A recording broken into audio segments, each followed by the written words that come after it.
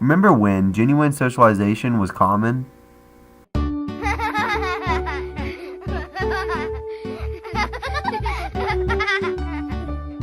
Technology is running socialization in children today.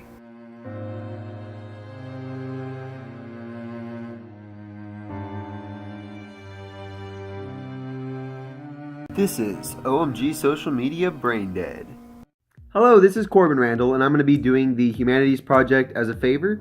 And basically the goal is to go a week without something you cannot live without. And for me, that's going to be social media. Why? Because I'm a YouTuber. Although I'm a small YouTuber and I don't do it for money, I am very involved in it. So I'm going to basically go without posting videos, without doing Instagram, Snapchat, Facebook, starting tomorrow for a week. I do withhold the right to text and call because of emergencies. I need to be able to call my family or brother. So that's a little disclosure. I'm going to do 25-person survey and interview with a actual psychologist with a PhD. So that's a very important source. My hypothesis is now that I'm cutting out social media from my life for a week, I'm going to have more time to do other things. I'll be more productive. There may be an increase in anxiety psychologically. That's why I'm having a psychologist on the show. I'm also predicting maybe more sleep as I won't be focused on social media. Probably an increase in grades higher than what it is. Alright, so I'm going to record the progress of this and hopefully it's pretty interesting. Enjoy!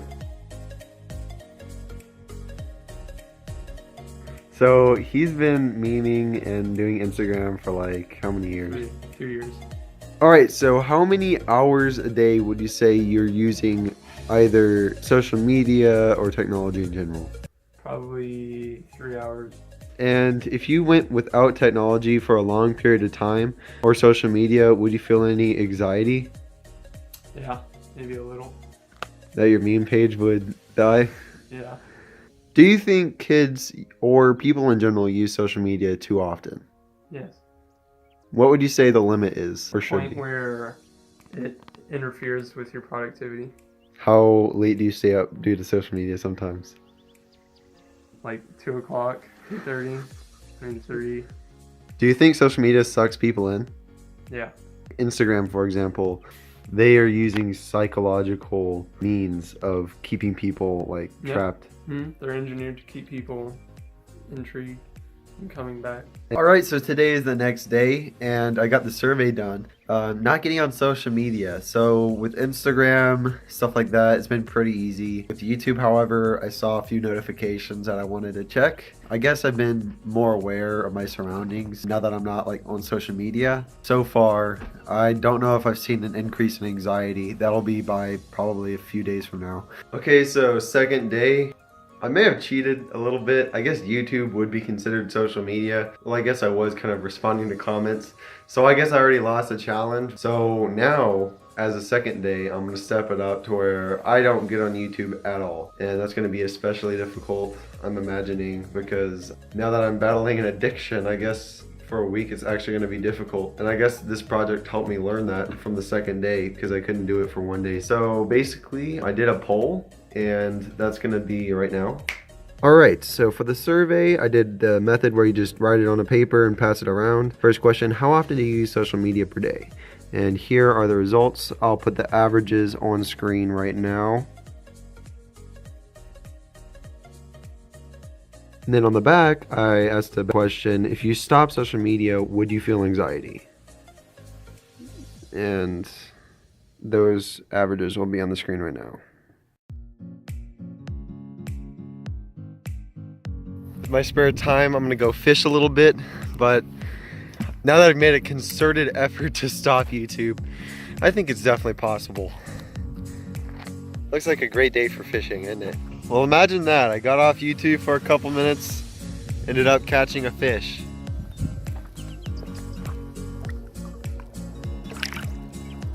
So, I guess the outside world is good.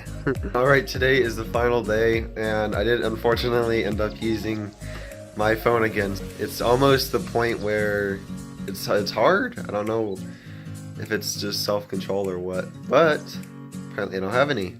So the point in this was basically, I guess it's okay to fail. Definitely, I lessened the amount that I've used my phone, so that's at least good. And I've also lessened the amount that I've used YouTube. At least there's some improvement, but. Hey, my name is Dr. Sarah Randel. I have a PhD in psychology and work as a psychologist. What are the effects on prolonged uses of technology for the developing brain? The screens are used by most teens for more than 6 hours a day, and it has a deleterious effect on the brain in terms of inhibits creativity, communication skills, social skills, and really is very addictive. And they've shown that in some of the latest research where they're finding that protracted use of screens actually creates dopamine in the brain, almost like a drug. Protracted use of screens actually does shut down the brain in the sense of all the different functions and the many things, particularly the frontal lobe does in terms of organization, planning, analytical thinking, creativity. And what they found in scans of the brain, teenagers that used a lot of screens each day, was that the functioning of the brain is kind of narrowed down to just a pea size that's active. Conversely, when they took these teenagers off their phones and screens for a week, the brain was just lit up. If technology is taken away, does that create any anxiety?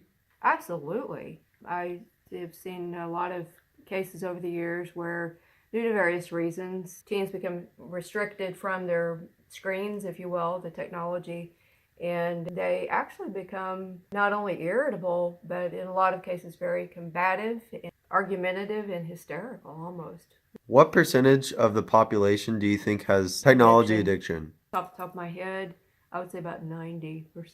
Well, thank you. You bet.